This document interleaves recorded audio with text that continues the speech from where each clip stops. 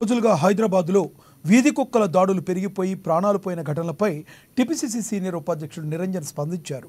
పరిస్థితులు చూస్తే జంతురక్ష సంస్థలకు భయపడి చర్యలు తీసుకోవడం లేదని అనిపిస్తుందన్నారు. ప్రజల ప్రాణాలు ముఖ్యమా లేదా అనేది ఆలోచన చేయాల్సిన పరిస్థితి తలెత్తాయన్నారు.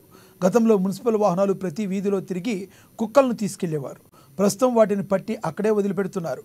ప్రజల ఆస్తులకు సంబంధించిన పన్ను విధించే ముందు విధి విధానాలు పబ్లిక్ డొమైన్లో పెట్టాలని అభిప్రాయం వ్యక్తం చేశారు.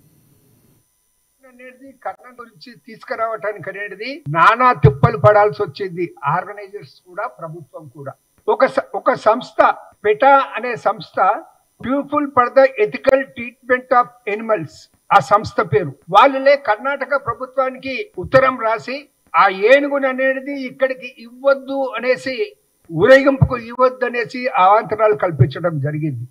చివరకు రాష్ట్ర మంత్రులు ఇక్కడి రాష్ట్ర మంత్రి అక్కడి రాష్ట్ర మంత్రి ఇక్కడ అటవీ శాఖ మంత్రి తర్వాత అక్కడ అటవీ శాఖ మంత్రి ఆ లెవెల్లో మాట్లాడింది. చివరకు వాళ్ళు మాట్లాడిన తర్వాత పర్మిషన్ లెటర్ ఇస్తే ఆ పర్మిషన్ లెటర్ అనేది chief conservator of forest Karnataka వారు ఇస్తే దాని మీద కూడా కేంద్రంలోని ఎన్విరాన్మెంట్ డిపార్ట్మెంట్ పోయేసి ఆ ఏనుగు ఆరోగ్యం బాగలేదు, ఆ ఏనుగు అనేది ఊరేగింపులో పాల్గొనటానికి వీలు లేదు, ఆ ఏనుగు అనేది గర్భిణి అని చెప్పి సెంట్రల్ ఎన్విరాన్మెంట్ మినిస్ట్రీ నుంచి కర్ణాటక సిసిఎఫ్ కు లెటర్ పంపించడం జరిగింది.